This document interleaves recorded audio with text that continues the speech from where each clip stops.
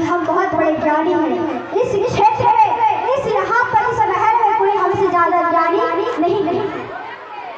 इसलिए उस प्रेम की परिभाषा को पढ़ाने के लिए उद्धव जी भेजते हैं कहाँ? वृंदावन।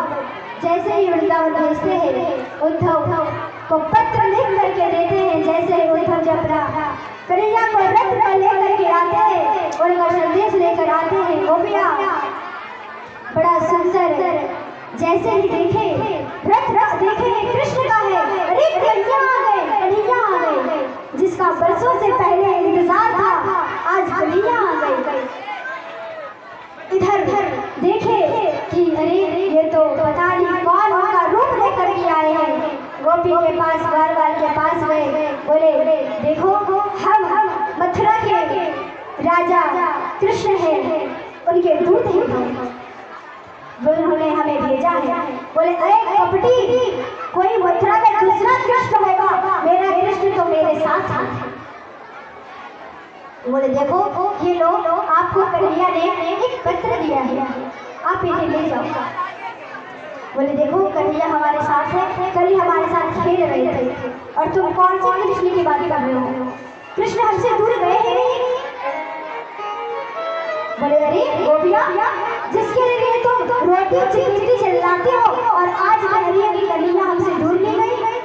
आगे बढ़े, यशोदा मैया इस हाल में है, रोते रोते सबका आँख शुरू से कुछ कहना नहीं प्यारे। जैसे ही वह चिट्ठी को राधा जी के पास गए, और राधा रानी ने जैसे उस पत्र, उस कागज को खोला, और पढ़ना तो दूर की बात है, खोल करके भी नहीं देखा, और उस अश्रु से उन्होंने अश्रु से ही नहीं कागज को इतना गीला कर दिया, जब बह चला प्यारे, इतनी आंसू बह चली है। आज राधा रानी इस बात को सुनकर उद्धव जी सबको प्रेम की भाषा समझ में आ गई कि अरे हम इन्हें समझाने के लिए आए थे, ये तो हमें ही समझा बैठे थे, और आए थे कुछ दिन के लिए, एक दो दिन के लिए समझाने के लिए, लेकिन समझाएंगे क्या प्यारे, वो तो 3-4 महीने रह गए वहीं पर। जब उद्धव कृष्ण के पास आए, और उद्धव ने कहा कृष्ण देखो ये तो हमें ये बता रहे हैं, यह तो तुम्हारे जो गोपियाँ है, ग्वाल वाले हैं, और ये राधा है, हमें ये प्रेम की पोथी पढ़ा दी है। अब हम क्या बताएं इसके बारे में? बोले देखो हम कभी ब्रज वृंदावन से छोड़कर कभी जाते नहीं प्यारे, क्योंकि सबके दिल में हम बसते हैं। हम तो तुम्हें प्रेम की पोथी पढ़ाने के लिए भेजे थे, और जब इधर समझ में आ गया, उद्धव महाराज इधर क्षमा याचना करने लगे, कन्हैया इधर फिर आए ब्रज में, और सब इधर द्वारिकापुरी का निर्माण करते हैं। इधर भस्मासुर राजा की पुत्री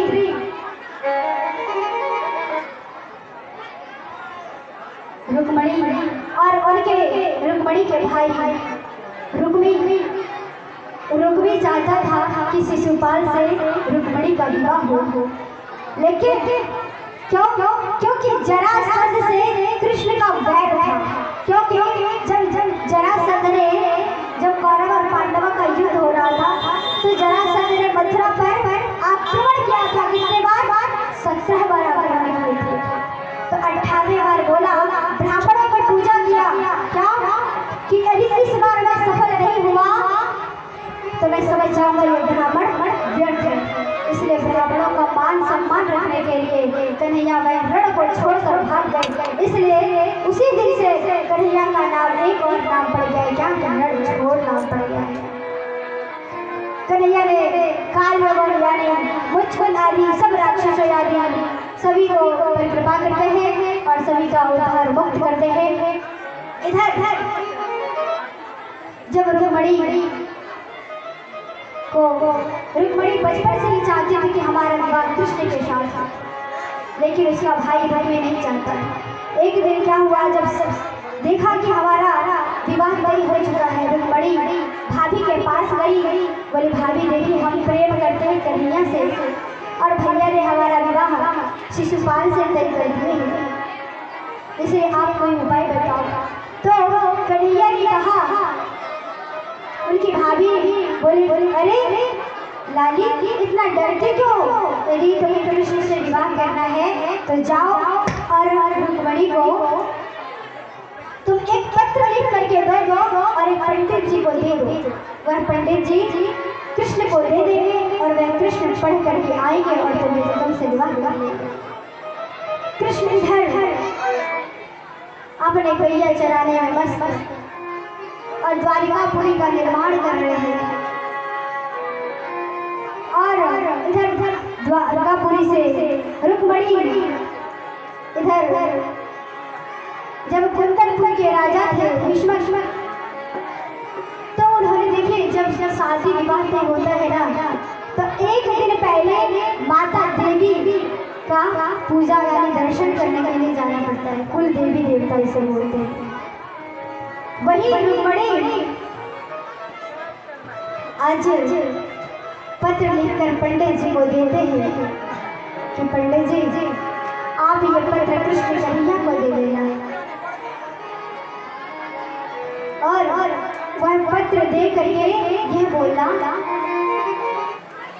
कि वह मंदिर के सामने में रुक्मिणी आएगी कुल देवी देवता के मंदिर में।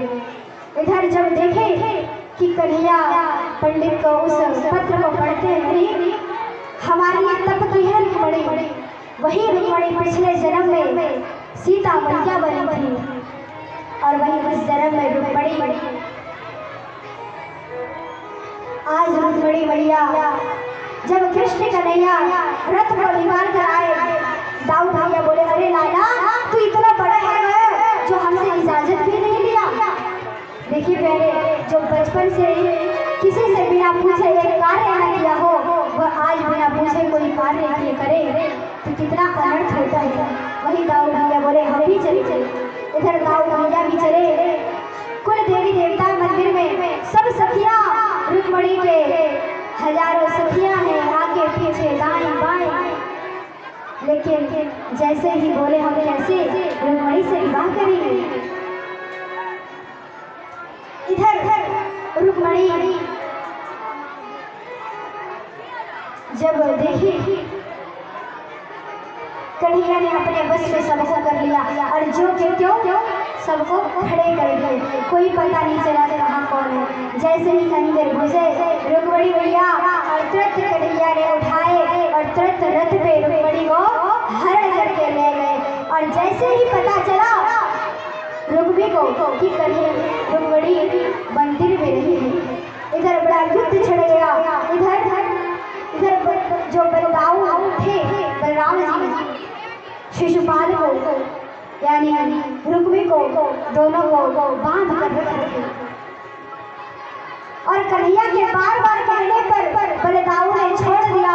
लेकिन बाद में फिर भी ये शिशुपाल और रुक्मिणी का ये वादा था कि जब तक रुक्मिणी को हरण करके हम अपने घर ना ले आए तब तक मैं घर लौटूंगा नहीं। इस प्रकार जब कहते हैं रुक्मिणी बोले मेरा ये वादा था कि मैं आपसे विवाह करूं और दूसरा ये था कि हमारे भाई के बिना मुझे लेके लौटेंगे नहीं। इसलिए कन्हैया द्वारिकापुरी में चले गए और उनके पिता जो भीष्म थे वह चाहते थे कि हमारी बेटी कन्हैया के साथ हो।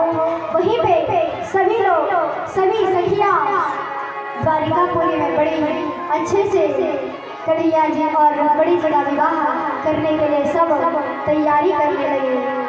और सब गोपियाँ सभी सखियाँ वहाँ पर आए हैं। हल्दी का रस्म हुआ, मेहंदी का रस्म होने वाला है और कह रहे हैं सखियों से क्या आइए हम सभी लोग मिलकर कहें क्या